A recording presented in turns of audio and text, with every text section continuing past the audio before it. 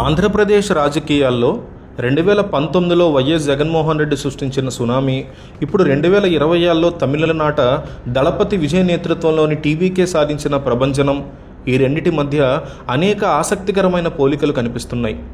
జగన్మోహన్ రెడ్డి తన సుదీర్ఘ పాదయాత్ర ద్వారా ప్రజల గుండెల్లో స్థానం సంపాదించుకుని 175 సీట్లకు గాను 151 సీట్లలో చారిత్రాత్మక విజయాన్ని 2019లో సాధించగా, విజయ్ తన తొలి రాజకీయ అరంగేట్రంలోనే ద్రవిడ దిగ్గజాలైన డిఎంకే మరియు అన్నా డిఎంకే కోటలని బద్దలు కొట్టి 100కి పైగా స్థానాల్లో ఆధిక్యం ప్రదర్శించడం సరికొత్త చరిత్రని లిఖించినట్టుగా అయింది.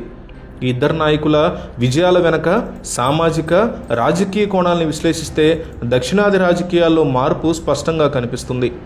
వైఎస్ జగన్ 2019 విజయానికి ప్రధాన కారణమైన ఆయన చేపట్టిన 3400 కిలోమీటర్ల ప్రజా సంకల్ప పాదయాత్ర.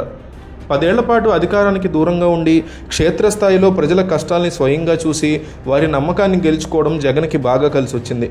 అదేవిధంగా విజయ్ 2026లో తనకున్న అపారమైన సినీ గ్లామర్ని కేవలం క్రేజ్గానే మిగుల్చుకోకుండా ఒక పక్కా వ్యూహం ప్రకారం టీవీకే క్యాడర్ని నిర్మించుకుని ఎన్నికల బరిలో దిగారు.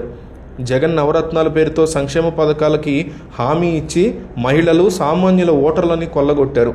విజయ్ తన మేనిఫెస్టోలో ఉచిత విద్యుత్తు, మహిళలకి ఆర్థిక సాయం, నిరుద్యోగ భృతి వంటి ఆకర్షణీయమైన హామీలతో యువతని, మహిళా ఓటర్లని ఆకర్షించడంలో సఫలీకృతమయ్యారు. రాజకీయ వ్యూహాల పరంగా చూస్తే జగన్ 2019లో అప్పటి అధికార పార్టీ టీడీపీ వైఫల్యాల్ని సమర్థవంతంగా ఎండగట్టారు. రావాలి జగన్, కావాలి జగన్ అనే నినాదం ప్రజల్లోకి బలంగా తీసుకెళ్లారు.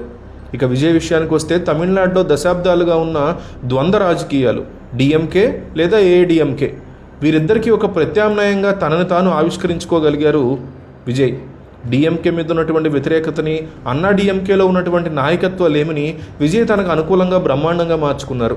జగన్ తన తండ్రి వైఎస్ఆర్ వారసత్వాన్ని అందిపుచ్చుకుంటూనే తనదైన ముద్ర వేయగా, విజయ్ తమిళ అస్తిత్వాన్ని, సామాజిక న్యాయాన్ని తన రాజకీయ సిద్ధాంతాలుగా మలుచుకుని కొత్త తరం ఓటర్లకి చేరువయ్యారు. మరో ముఖ్యమైన అంశం ఏంటంటే ఈ ఇద్దరు నాయకులు కూడా ప్రాంతీయ అస్తిత్వానికే పెద్దపీట వేశారు. 2019లో జగన్ కేంద్రంలోని జాతీయ పార్టీలతో సంబంధం లేకుండా సొంతంగా పోరాడి విజయాన్ని సాధించారు. అదే బాటలో విజయ్ కూడా 2026లో ఏ పెద్ద కూటమితో పోటీ పెట్టుకోకుండా స్వతంత్రంగా బరిలోకి దిగి భారీ విజయం దక్కించుకుని ఆ దిశగా వెళ్లారు. ఇది దక్షిణాది రాజకీయాల్లో ప్రాంతీయ నాయకత్వం మీద ప్రజలకు పెరుగుతున్న నమ్మకాన్ని తెలియజేస్తోంది. జగన్ తన పాలనలో సంక్షేమానికి అధిక ప్రాధాన్యత ఇచ్చినట్లే విజయ్ కూడా తన మేనిఫెస్టోలో సంక్షేమ రాజ్య స్థాపనే తన లక్ష్యమని ప్రకటించడం ఇక్కడ గమనించాల్సిన విషయం.